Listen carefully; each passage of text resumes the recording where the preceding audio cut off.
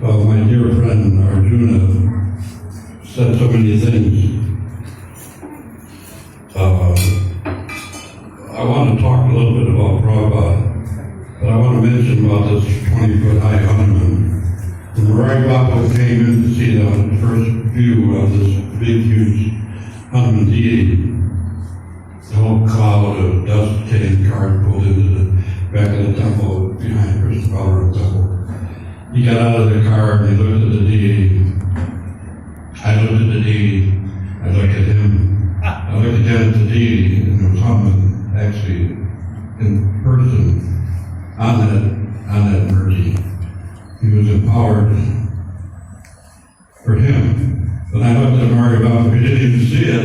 It wasn't even close to being close to. And he did the Hanuman Bhakta personification in India.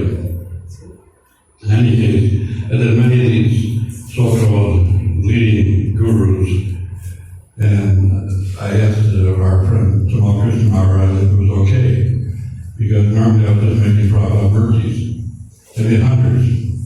I'm not sure if I did this one, but Sri Prabhupada keeps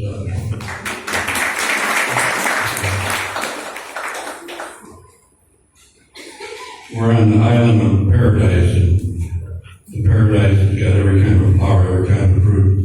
And in paradise you got mosquitoes, flies, bats, and rats, and got everything here.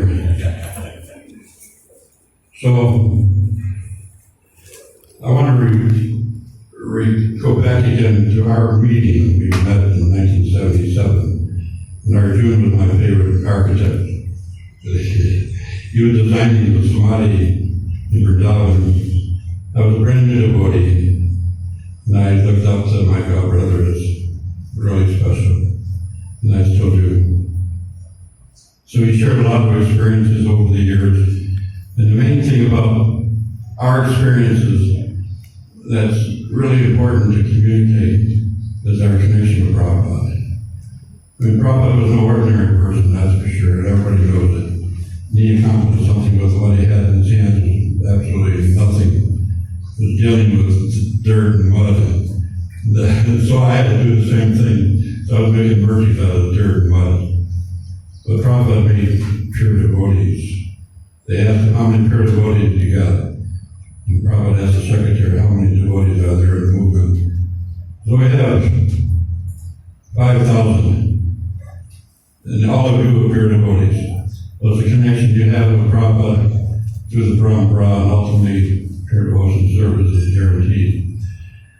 And it's important to remember that Prabhupada is the origin of everything that we have. Nothing escapes his vision, and nothing will ever escape his vision. And I saw that right at the very end. I was in the room when Prabhupada left.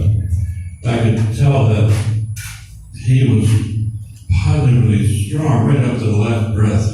And his body was weak, he had skin and bones. Any person would have died months before.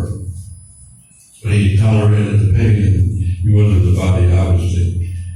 And we had Prabhupada came to the doll studio where we were making murtis and dioramas in Los Angeles in 1970 and 75. And the leader at that time, Barbara, was the leader of our group. And he offered this little diorama of changed body to Prabhupada. And Prabhupada summed up the whole world, this kind of philosophy in 2 words. Would you like this for your room? He was asked. Prabhupada says, my room. He had temples and palaces and castles all over the world. And he was never attached to anything. Never took any money. Everything, and then ultimately, Srila Prabhupada left our vision. But in the time when he was in the very end, in that last moment, and there was the temple in the room in Vrindavan, it was so powerful, the energy that was communicating amongst the devotees, and the energy level was so strong, that Prabhupada was about ready to depart. I looked up. What I saw was just an energy level. I didn't see anything except for Arjuna Gita. So there's stories about when Prabhupada was preaching in Conway Hall in London, there was nobody in the audience. And so Prabhupada kept preaching. He gave a class, a Bhagavatam class, and he did it normally. They always did, no matter who was attending. They apologized. Srila Prabhupada, I'm so sorry we advertised for this thing and nobody came. What do you mean nobody came? Didn't see Narada Muni sitting there? He had a bowler hat on, he had an umbrella, he was dressed like an English gentleman. And so Narada Muni shows up every time Prabhupada preaches. There was one experience that happened in LA in 76. Kirtan was getting outrageous and like here, just exploding, going through the roof.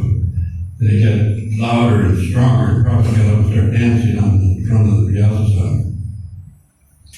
And so after it all quieted down, Prabhupada said, you know who came? Narada Muni, or Shiva, or Brahma, or Indra. They were all laughing.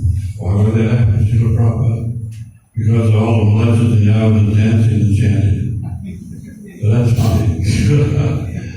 In any case, if that happens, so at that last moment when Prabhupada left the body, I didn't see him, but I could feel the energy. All the demigods came.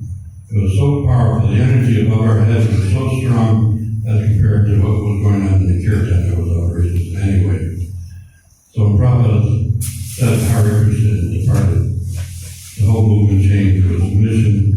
Prabhupada's mission changed into his institution. In any case, it all just vanished. All that energy just dissipated. So Prabhupada attracted all of us by that sweetness and that beautiful energy that Prabhupada gave to the world. And it was evident that he was going to keep giving it no matter whether he was present or absent from the material world. And so still he tasted. I mean, we came in, the kirtan was outrageous. And so that means it's still going on. Prabhupada's energy is still here, and will be here for the next 10,000 years. And so, knowing these things to be true, different stories, I can relate a couple of things.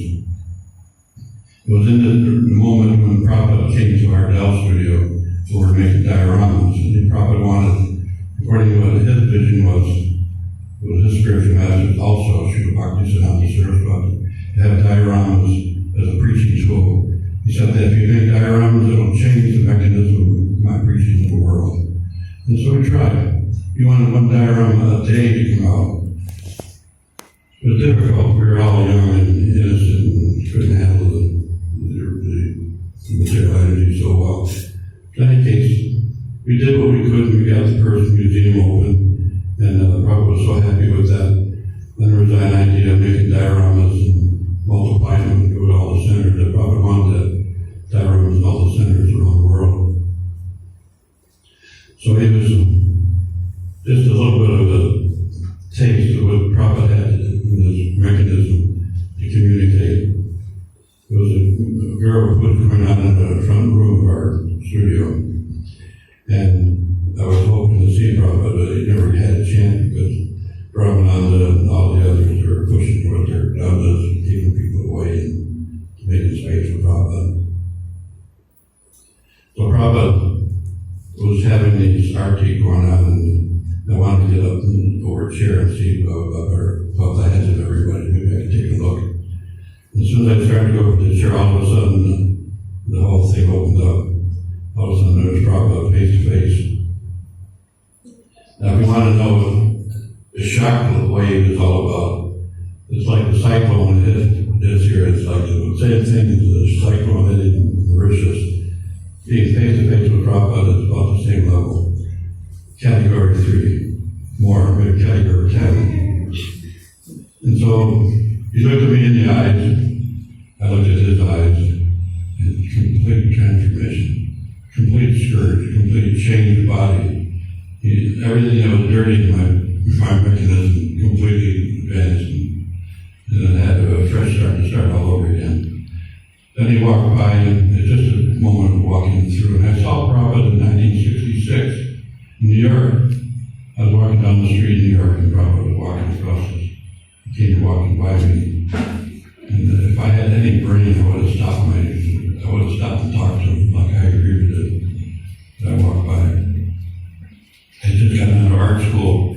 trained out to be a book illustrator. That's what I would have been doing. I would have been illustrating Prabhupada's books. Then later, I did join the temple. And then when Prabhupada came out, the first darshan I had in Prabhupada, I understood that ESP facility, so he could understand extrasensory perception. He could hear your thoughts. All you got to do is think about something, and he picks it up.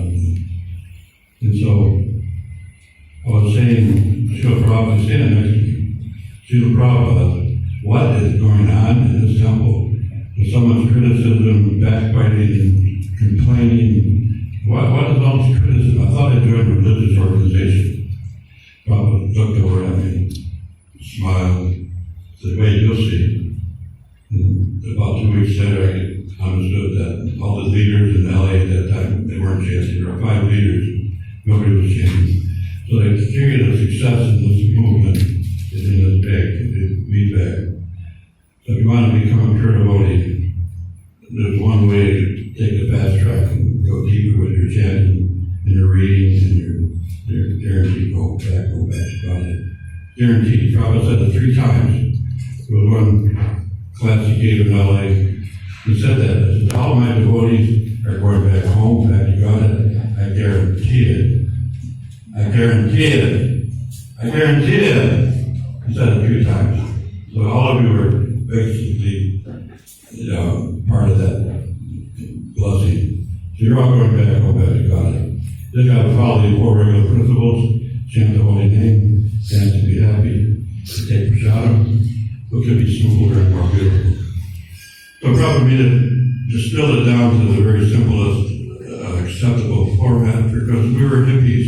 I wasn't. I was too old to be hippie, too young to be a beatnik. Anyways, everybody around me, I just turned 80. So, I was an older man in the movement at that time. And everybody was young and very eager, but actually overzealous in certain ways. We got in the way of each other. You see ants crawling along on the line and bumping each other all the time.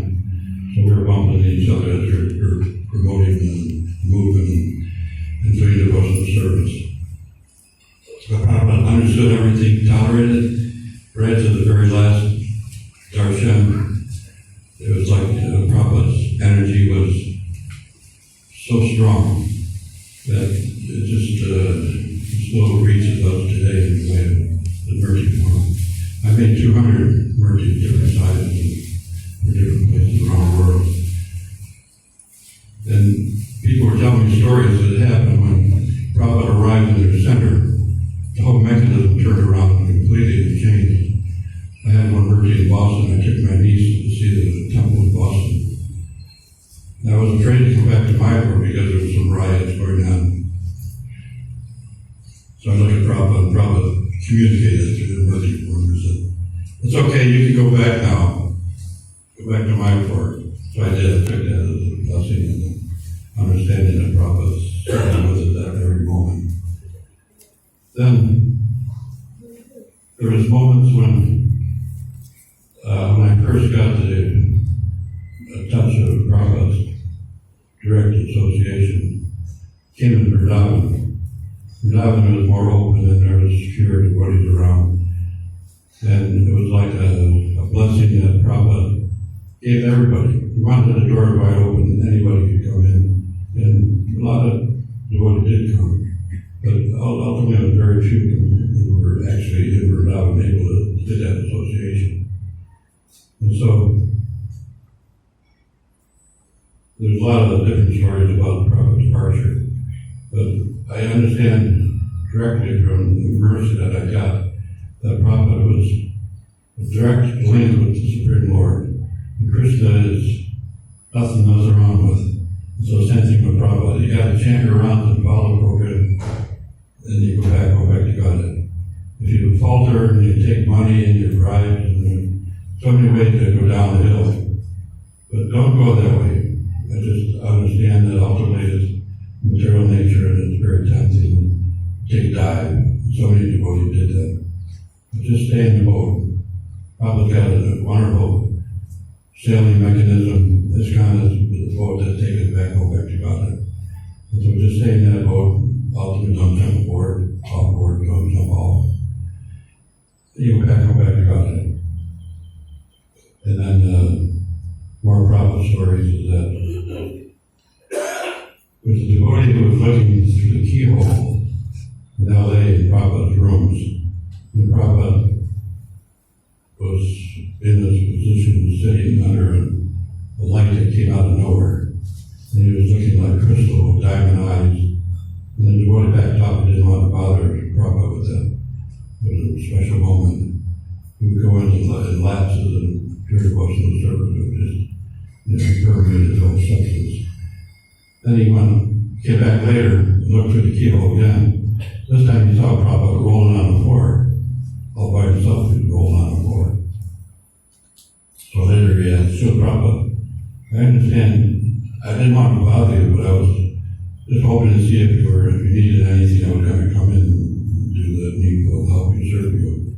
But I saw you rolling on the floor. Why were you rolling on the floor? By yourself?" He said, "Well, I'm so sorry, but I was wrestling with Balaram." Can you get that? Did that come through clearly? I'm sorry about my American accent. But who is Prabhupada that could wrestle with Balaram? When Balaram and Krishna Balaram are here, Mauritius, and I'm staying over there at a wonderful temple. And here I was shocked when I saw your deities here. It's so powerful. Someone's presence in Radha Shyam also. Radha Golokananda. Wow. So you're so fortunate to have the deities here and exactly like Radha Shyam. So much power, presence, and so much mercy coming straight through the mercy forms. So take advantage of the opportunity you got here and don't deviate. And so Prabhupada was walking in a jewel piece in some places he'd leave footprints, in some places he wouldn't. So I saw in the morning walk that Prabhupada wasn't touching the ground. He was floating across the park area above Venice Beach in Los Angeles. So Prabhupada came as an emissary of the Supreme Lord. And Krishna at the end told him, if you can stay or you can come back, it's up to you, whatever you want to do with it. So you can do your nonsense if you want. You can do your nonsense. He's preaching, he's changing the world. Krishna was so kind that he allowed Prabhupada to be with him as long as he could.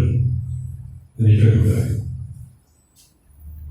So keep him in your heart, keep Prabhupada in your presence, no matter where you go and what you do. Ultimately, it's an energy that can never stop. And the mercy that Prabhupada has given us in the books and videos and classes is shared by the whole world. There's more information about Prabhupada one day than the whole life history of Christ. So Christ is being turned to Shaktived's avatar. Prabhupada was more than Shaktived's avatar. He was like personification of everything that's. There's no place that he's not. There's nothing that he was like Krishna's energy. There's nothing that Krishna isn't. Krishna is everything. There's nothing he's not. So Prabhupada, in that format, is what we have, material energy, conquer the whole material lifestyle and defeat Maya. And so we're examples of that because we spent our whole life following Prabhupada and serving. But now your life is a beginning and you have an opportunity to do the same thing. So I beseech you, take advantage of the opportunity you got. It's not available in the material world. Very rare to have the ability to be so close to Prabhupada and the Radha Krishna deities. And that means you go back to God in this life. Any questions?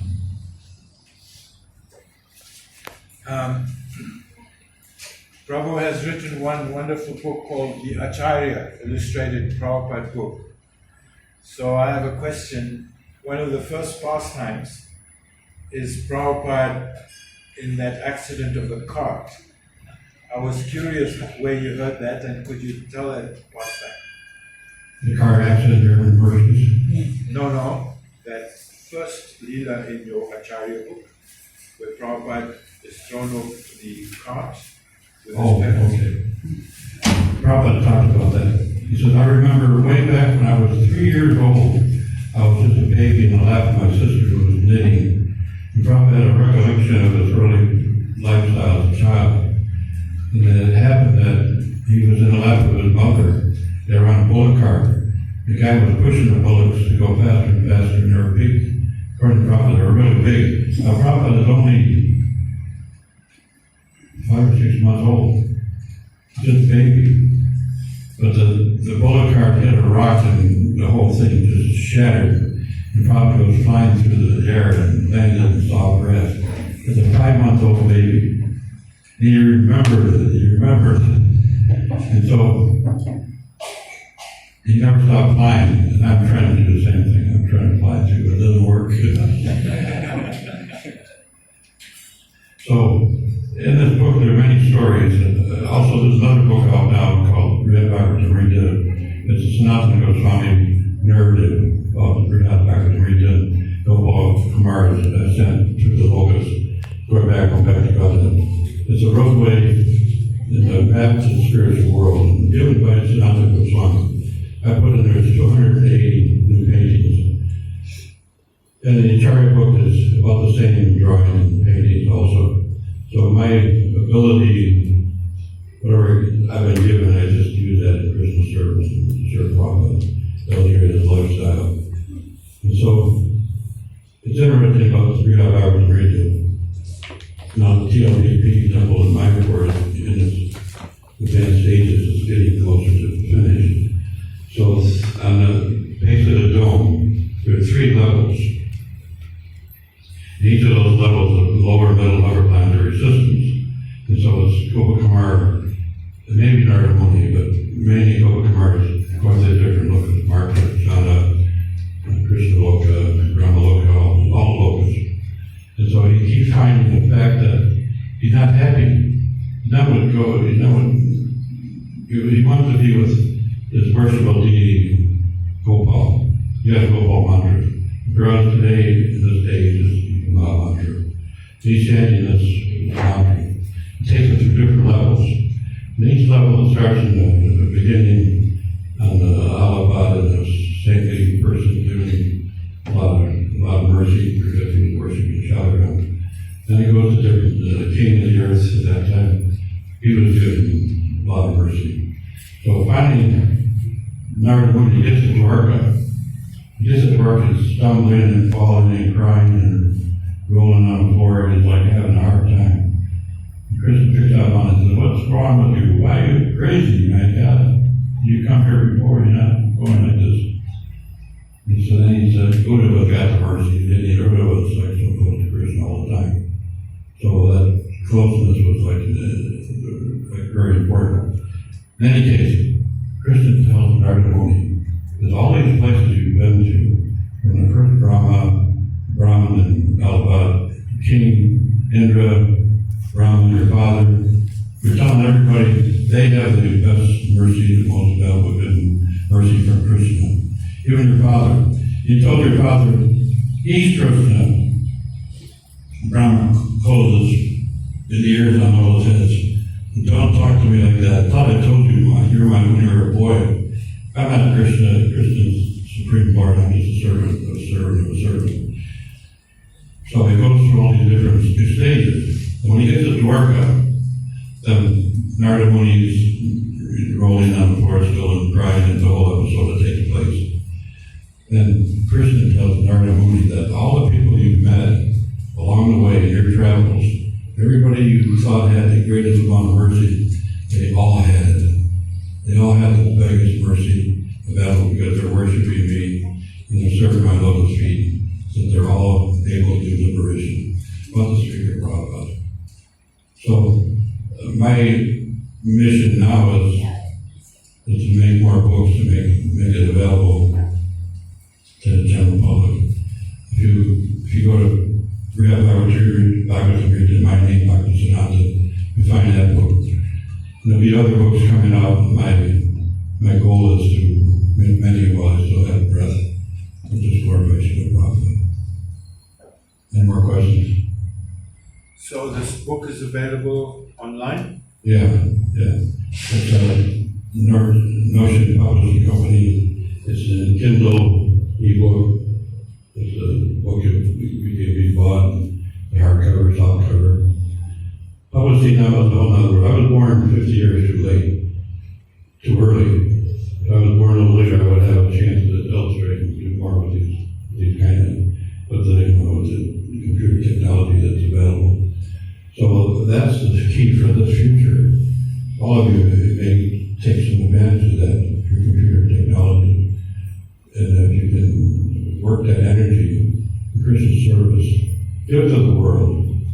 You're in paradise. Share that paradise with the entire world. So ultimately, that book will be a little touch. And more books are coming. And then, of course, there's Prabhupada books. I illustrate Prabhupada's lifestyle, which is near impossible to do. The Prabhupada made it so valuable. Well, I didn't finish the story. If I talk to small Christians about making these mercies of other gurus, some are bogus, but they were giving money, so I had to do it anyway. So I told small Christians around it, we'll probably be happy with the fact I'm doing these different mercies. I told them how much I was making. He said, "Oh, probably be very happy. I'm making money from these Maya bodies." Oh my God, no problem. Samara Bapu, there was so many. I kept doing it because the money was so good. But ultimately, it made me able to make proper mercies at low cost and give it to the world. So I did that as a basic function. So, I'm running out of ideas, but if you tell me something more. Any other questions? You got a question? Me? Yeah. No? Thank you also. Sri Prabhupada said that everything is there in his books. Yeah. Yet we find so many advanced books like Jaya Dharma, Vidharma, Amrita. So, as a sadhaka, what should we read first? Okay. He's saying, there's so many books on Prabhupada. The CC is supposed to be one of the most advanced. First with the Lord Chaitanya's book, then Chaitanya Charitamrita, with the advanced study of the PhD and what we should study when we go through Prabhupada's books. We go through all the books, and you go through it again and again if you have to. It's not a way to go fast speed reading. I used to be a speed reader, but I couldn't do that in Prabhupada's books.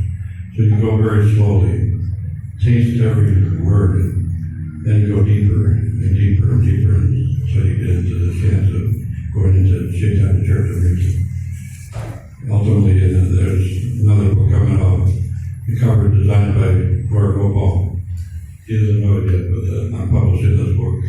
So there's a beautiful cover, and it's called The Spark of the Renaissance. And that Spark of the Renaissance is Lord Chaitanya's mercy, because he parallels the whole Renaissance period of time. It was 1450 to 1550, and it was like the time when Prabhupada associates came before and after. Not Prabhupada, but Lord Chaitanya associated before and after his 1486 to 1534. But before and yet after, his associates had expanded the whole preaching mechanism. And so we have it today in all these different books, which were so valuable, so wonderful to have that opportunity to read the Shastra from the ancients.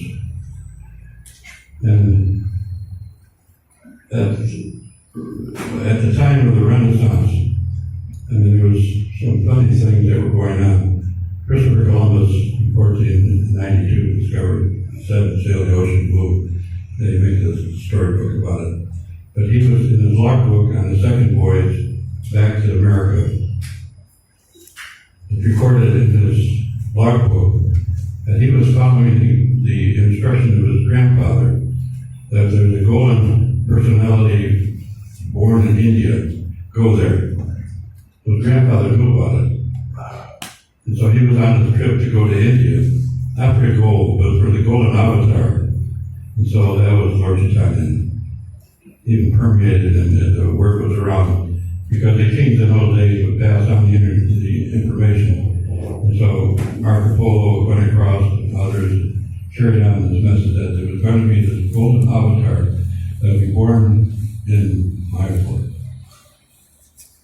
So he's not different than we know. Lord Chaitanya, Krishna are not different. But only 500 years ago, it's like it's just a breath away. But the force and energy is permeating still today, this whole energy level. It was so strong in the Renaissance because all these famous people, Da Vinci, Michelangelo, Raffaello, all these guys are empowered to do something really wonderful. But Prabhupada told the artists and told all of us that you don't follow the meaning art that's generated by the great old masters. Don't go that way. There's no need. There was some painting done at Prabhupada looked like a person already turned up like a wrestler. Gornitai and deities were made in China with breasts so they couldn't understand who these personalities are. So he decried the whole idea of studying the old masters.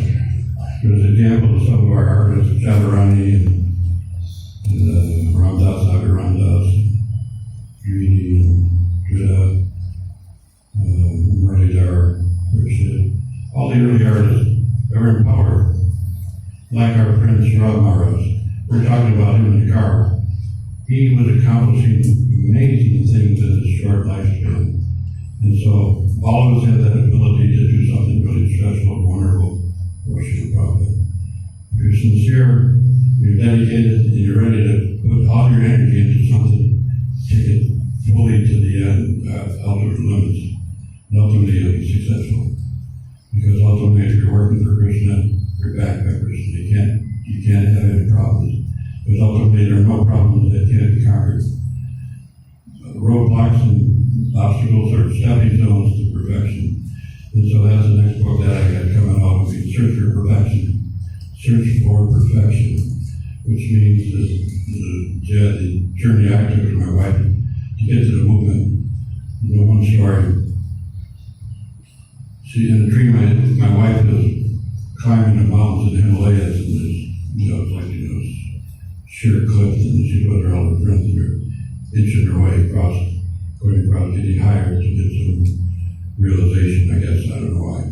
But then they come to a crevice, a little space in the mountains, like an open area. So they all go inside. And there's a kirtan party going on, there's a temple inside up in the Himalayas. So she had to go through all this austerity to get to the temple.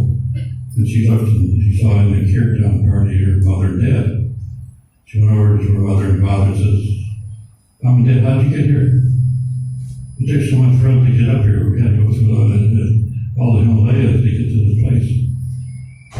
And he said, well, we just parked the car outside and walked in. The moral of the story is that it can be very hard to get to the movement.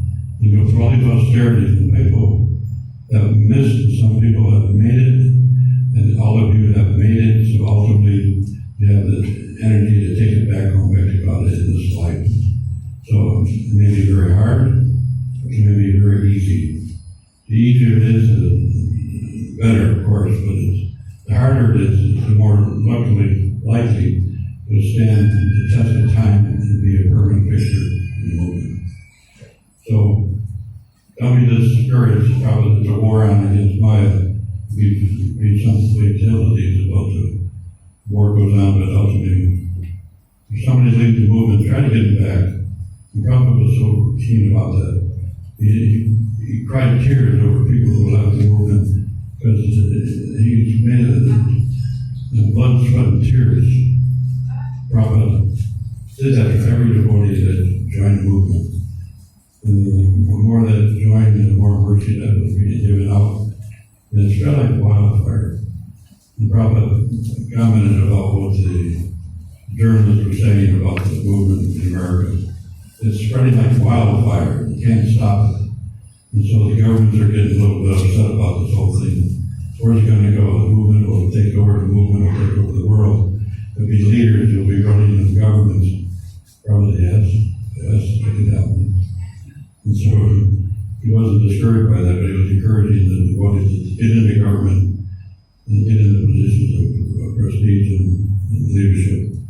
But then the politics are so dirty, then he stopped. It's better just take time to reckon with this. So ultimately, the prediction is that in the future, there'll be leaders, government officials, cabinet members of TILAC chanting Prabhupada Indira Gandhi. And she was in life threat about being assassinated even then. And so he had a whole list of things that he wanted to ask her. There wasn't time to get it all done. But he wanted cabinet members to chant the holy name, take part in kirtan, dance, and be happy with the chance they can give to the world. And all the members of parliament and the government officials, all of it, loves. But of course, her time was up. And ultimately, so did mine. Any more questions? Any questions? You got any ladies that have any problem? Anybody feeding the ladies? Any more questions? You got? Did I answer before your last question? Okay, go ahead. We hear again and again that we should not commit offenses. So, what impels us to commit offenses? Is it because of our uncontrolled senses?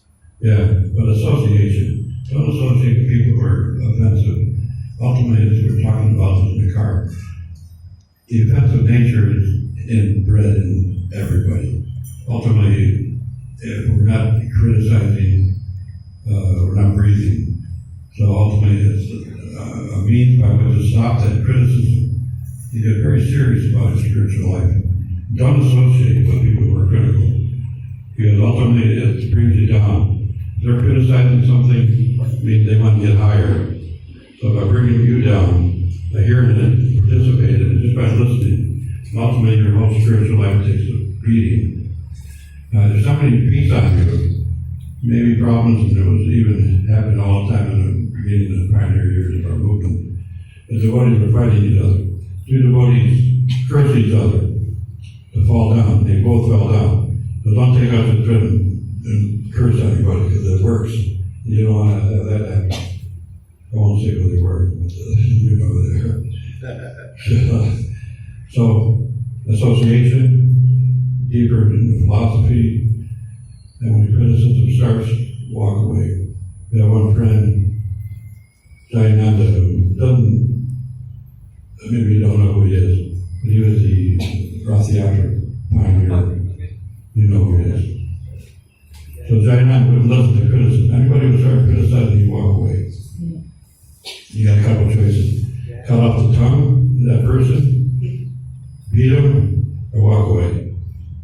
Or try to defeat him. If you can't defeat him, walk away. I had that experience of meeting a non-believer in America, my hometown. He was an atheist. He said, "Oh my God, oh boy, man, I'm waiting for this." So I took him apart, piece by piece. He was quoting the Bible. This ridiculous Bible has been changed by so many times. There's a whole bunch of literature coming out of India you don't know anything about, and you believe that there's no God. Just look around. I mean, there's nothing that God is not. He's in everything, every atom. How can you not believe in the personality of God? And he got a wife. You say girlfriend, but he actually married Radharani. Oh, God can't have a wife. No. But God can have as many wives as he wants. And he has many hundreds of thousands. Don't believe it. He just don't believe it. In any case, this guy had a book, big famous book, not that big. It was called Who's Who in Hell. He was in the book. So I told him, I said, you give up your hellish mentality and stop criticizing, because you're going to go to hell. That's why this idea of association is so important into People I know in America, they're all meat eaters, intoxication, my sisters, everybody. All right, well, I mean, you do the best you can, but if it doesn't happen, Prabhupada said, don't worry, because ultimately the show goes on.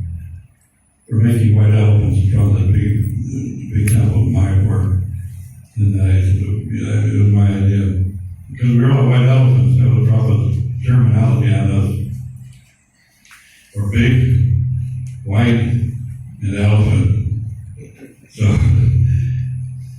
and I just designed a corny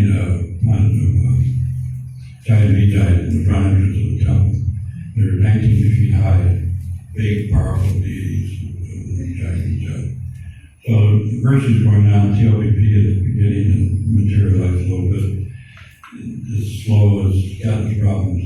When we were doing the Samadhi in Vrindavan, I do remember that there was a sign that was out front. The temple will be, Samadhi will be finished in such and such a time.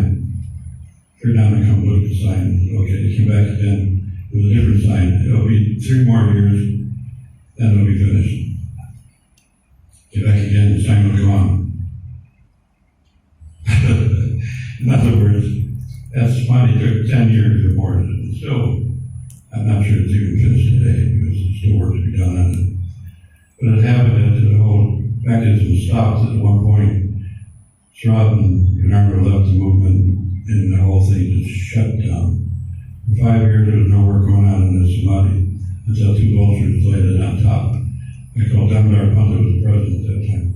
I called him out, look, we got to start something now to revive and finish the Samadhi.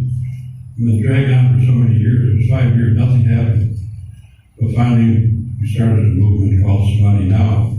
We made a big drawing for it, we gave a poster. And we started collecting Harikes, brought the money in, and ultimately it went on. So there are obstacles, and I had a problem with I made all these bronze figures with the Samadhi and Vrindavan. In every inch of the way there was difficulty. So bronze casting, almost impossible. And the leaders at that time were just playing with us, thought that we could never do it. But I called them 2 experts, and they showed me a way to do it that cannot be done any other, as good as this. The best way to do bronze casting. If anybody knows about that, it's a very complicated process of making figures in bronze. So we got 2 guys from town. We had a full asbestos suit designed to do the work because you're dealing with white hot metal. 1 drop of that metal go right through your body. So we had a camp of all these artists were coming into Vrindavan for a camp sponsored by the government.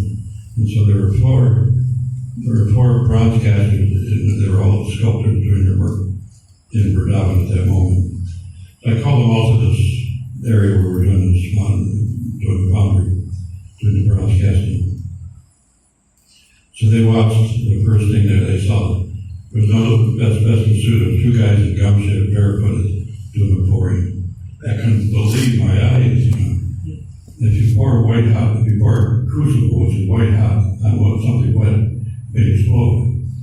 Well, the first thing he did, they put wet sand around the mold area and put the white hot crucible right on the wet sand and poured it into the bronze. I hid behind the door. I thought this thing was going to go off, man. You guys are crazy. But so as it came out, every bit of detail got perfect resolution. There was no chance that we had to do any finishing work because it was all done perfectly. Because all the runners and riders and all the work was on the inside of the figure. If you go to Vrindavan, you'll see these panels.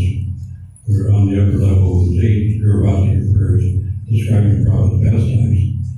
And so the first we opened the first mold, and the guys were watching to see what kind of detail that would come out of it.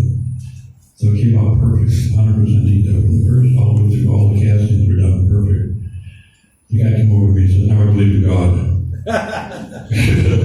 So if you can do this casting, that detail, in that fashion, there's got to be God. There's no other way to do it.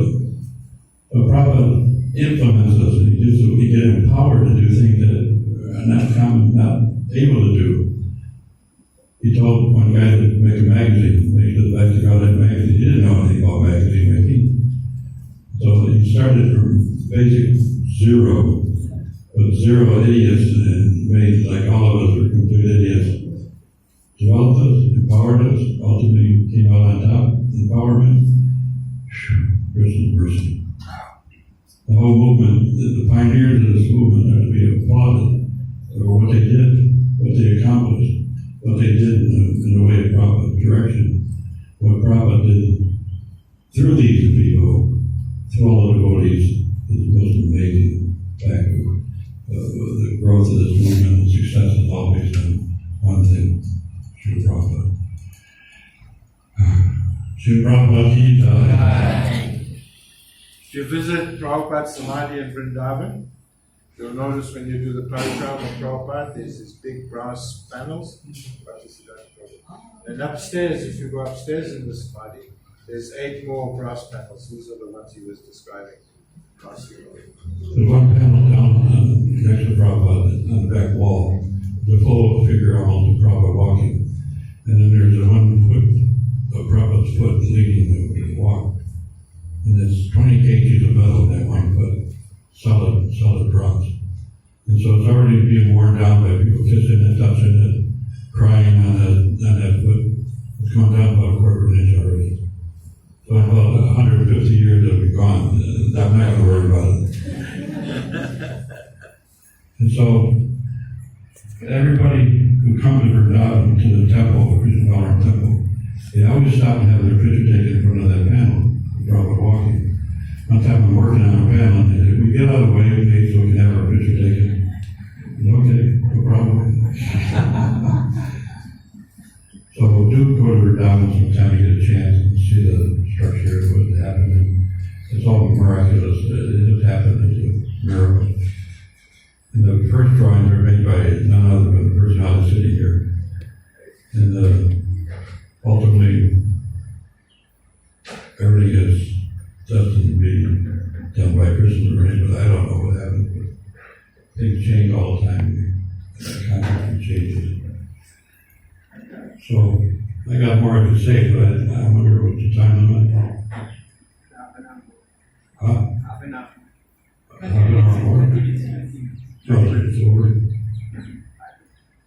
If you want to go on, you can go on another 20 minutes. No, Shadam is at 5. Okay, I need somebody to give me a question.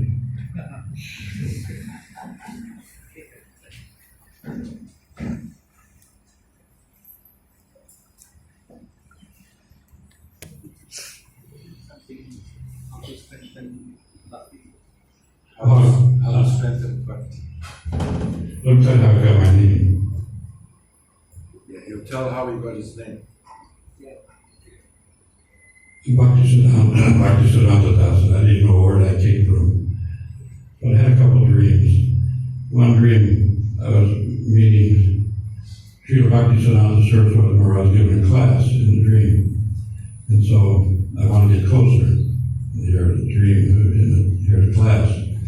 It was in English. Somebody was pulling me by the toe. You know, you can't go to that spiritual master. You can't go that way. You can't do that.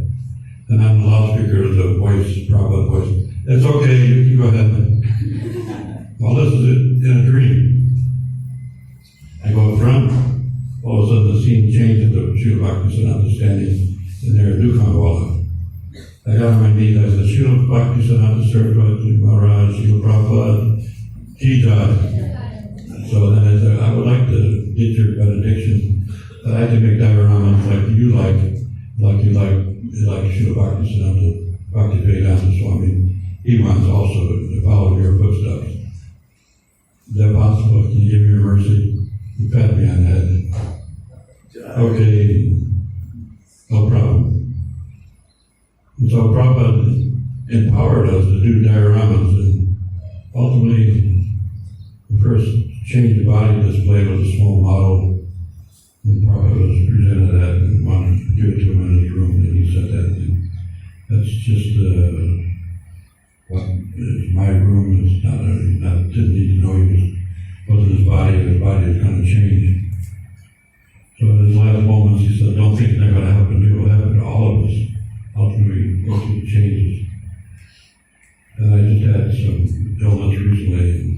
had another dear Sri Bhaktisiddhanta twice now, only twice. And this time, I was in the lap of Sri Bhaktisiddhanta, and he was addressing my problem, my headache. I felt that he was healing me, got healing Sri Bhaktisiddhanta.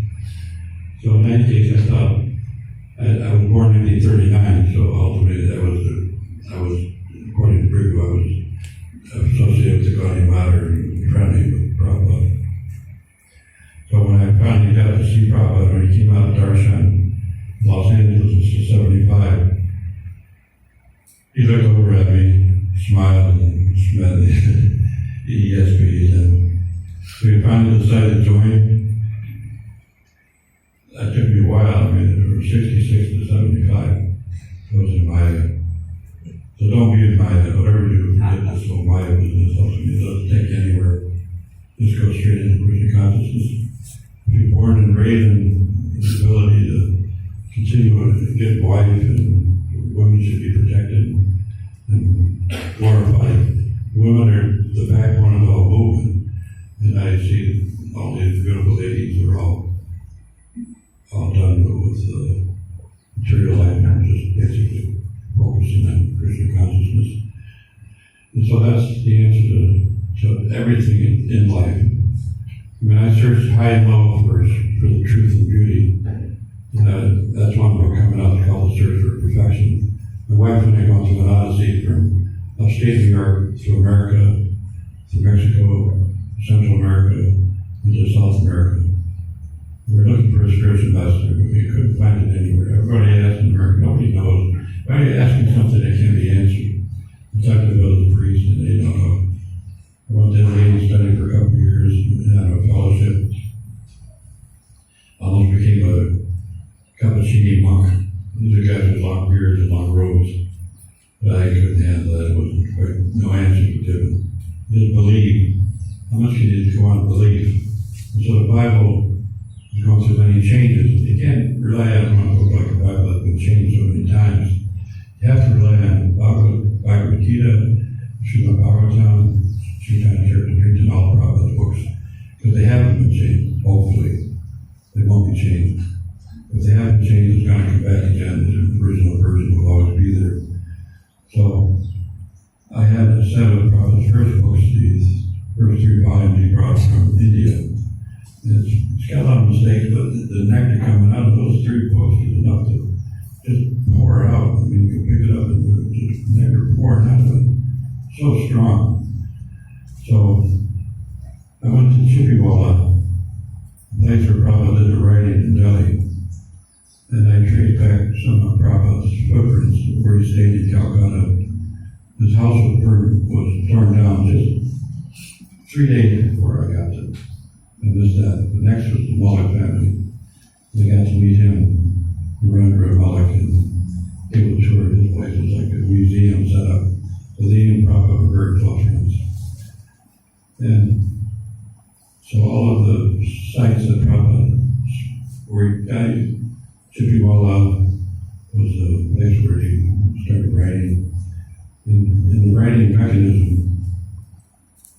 he would appear some days, do the writing, and just go back to Vrindavan. So I was up on a roof. This is a year later after Prabhupada left. So we just discovered the building and finally couldn't find it. Very small place in the back of an alleyway in Chippiwala, right across from the Jama Mosque. So I was up on a roof making a drawing. Prabhupada looking across at the Jama Mosque. This old lady comes over to me and starts looking at what I was doing and asks, "What are you doing?" I said, "Well, I'm making a drawing of our spiritual master was here and rode downstairs." "Who's your spiritual master?" I gave her some back to God. That's it.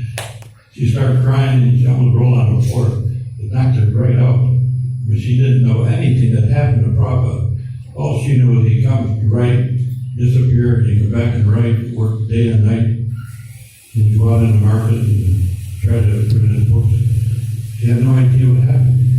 When she saw those back to God magazine, "Oh, he did it, he's gone back, he told me he's going to do this, he's going to revelation the world." The book's going to change the whole mechanism of the world at large. The book's going to go all over the world. She said that. Prabhupada told her that this is what's going to happen. So Prabhupada had every understanding all the way through the very beginning to the last breath. He knew his destiny, he knew his destiny, he knew what he was going to do, and he did it. To help idiots like us. So we may not have much to go with our life, but ultimately the one blessing that we got is the association with Prabhupada. And that carries on for the next 10,000 years. So ultimately it's fresh, it's here, it's tangible. So just take that taste and use it in Krishna's service. That beautiful deity brought tears to my eyes, seeing your deity is so powerful. So take advantage of all the association you can get here. And build a nice big temple, unify the world. And so ultimately, it's all predestined. And it's up to us to do it. So, Sri Prabhupada, if there's no more questions, I'll stop here. You had a question? The same thing, more how to strengthen devotion. How to strengthen one's devotion. How to advance and how to stress. Strengthen one's devotion. How to become strong in your devotion. Follow Prabhupada. There's no other way, there's no other way, there's no other way. If you follow Prabhupada, you're supposed to grab hold of the dhoti. You do it once in a while, or you grab hold of the dhoti.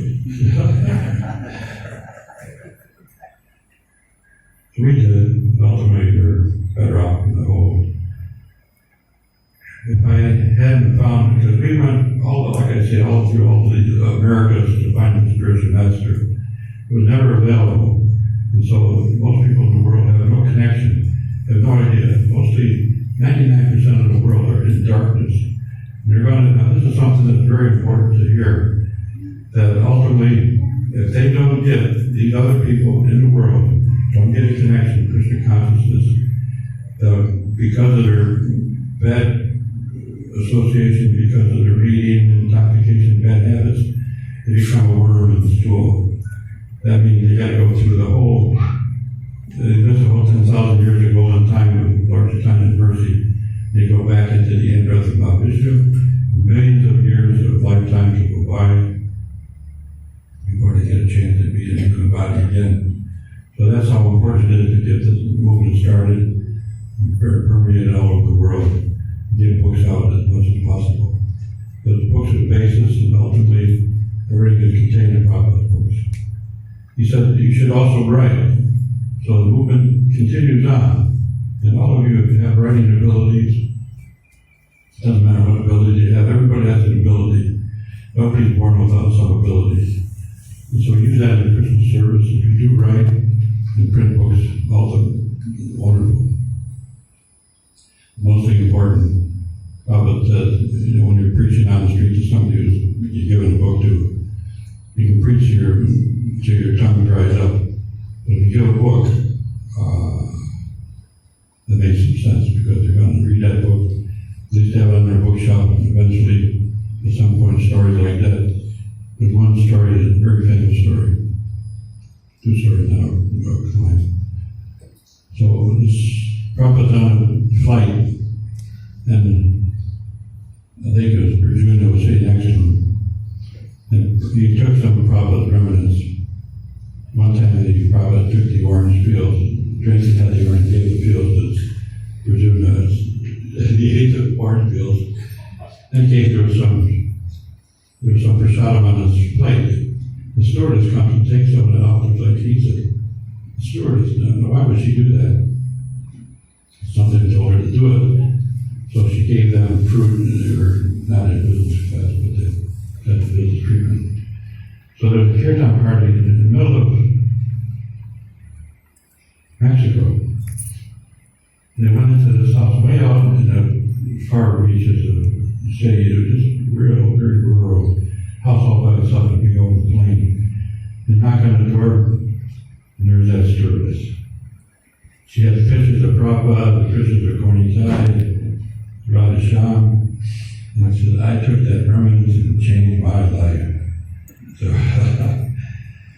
So no matter what, just a taste is all you need to get you back home, back to Godhead. And there's a story of book distributors that they're distributing Prabhupada books and they're in the malls and they get chased sometimes and police block you out. So many stories like that. So one guy is running and running, finally he gets to the end of the hallway and he can't move. There's just one door between him and being caught by the police. He opens the door and walks outside, but it was inside. There's a big audience out front of him, a big stage. He walks on stage. It's okay, the awards are here. Did you bring the awards? Well, yes, that's it. He rolled out the feedback, gave him all the books. Daddy stole all the books. And so he looked up and there's a big sign, United Convention of Butchers United. Butchers. They were all butchers, meat eaters. And so it always works out for the best. My daughter was telling me that some devotee approached her, it was probably the type approached her, USC, and she said, oh, my father Bhaktisiddhanta Das. Okay, you don't need a book. So she's now married with devotees, 12 devotee lifestyles. They're running the Prabhupada Festival in LA every year. So my wife was in Vrindavan, chanting the holy name. Okay, Sri Prabhupada Ki Jai, Prabhupada. I hope that was informative. There's so much you can say about Prabhupada, but I don't know how much time to have left. Why did Prabhupada give you the name Bhaktisiddhanta? I don't know. I don't deserve it. I didn't. The names came out a little bit beforehand. Everybody in the LA Temple knew about the names. There was also a devotee who was very shy and timid. His name was Great Kirtan Leader. I said, well, maybe that's it. The antithesis of what the real name means. You know, I'm so far away from being anyway near a devotee. Maybe that's the way to put it down. And so he became a Great Kirtan Leader. This guy, this shy guy, because of the name, inspired him to do anything. So, because of the diorama story, that's why I connect that. Because I have ultimately no reason to be carrying a name like this. There was a story, one last story, it's funny. Tamal Krishna, we arrived in Vrindavan in 77, about 4 or 5 months before Prabhupada left. And I sold out my insurance policy, so I had all this money and I gave it to Prabhupada. So Tamal Krishna said, you made a big donation, so, and I said, I don't know what to do. We just got here. And they were asking me to go to Vrindavan, Kirtananda asked me to go there, and there was a skinny sannyasi, and I didn't know who he was. He kept telling me, you have to come to my court. So what am I going to do in my court? He said, you'll see when you get there, but you got to come. I said, who are you? My name's Jagataka Maharaj. So then Tamal said, well, let me talk to Prabhupada about it. He can figure out what to do with you. So next morning he was knocking the door there. And so I answered the door, and it was Sri Radha was the runner at that time. And so he said, Prabhupada wants to see you immediately. Well, no, I just got to Vrindavan. I don't know what this is all about. I forgot about the exchange with Tamal. So I go down to get cleaned up, showered, and changed clothes in the room. Prabhupada's next to the garden, a little tiny room where we took the prashadam. So I paid my obeisance and I slid into the room with the GBCs and sannyasis and packed in. Everybody packed in that little space. It was like, 30 people in that little room. And Prabhupada sitting over on the side to the right. Tamal introduced me to the show. Prabhupada heard me Bhaktisiddhanta Das. And the whole room started cracking up. Thought it was absolutely hilarious. Somebody with this idiot got this big name. So I looked at Prabhupada. I was like on the floor, looking over at Prabhupada. He had a big smile on his face. And he lit up the whole room. It was like such a effulgence. I saw it a few times, but this was really bright. He had a ring of light around his head, about this brilliant light. He didn't know it was on occasion it just happened, man, but So he told me to stay in Mayapur, go to Mayapur, dioramas, go to Mayapur. Okay. Then he read my mind, said, I'd like to see Vrindavan a bit. He said, pick up on it. Okay, stay here. Stay in Mayapur, stay in Vrindavan. We got both places. It took me 41 years to get the chance to go to Mayapur and see Jagadhara Maharaj. There I am again, back in Kolkata. Sri Prabhupada, he I guess that ends it. Any more questions? We can knock it off here.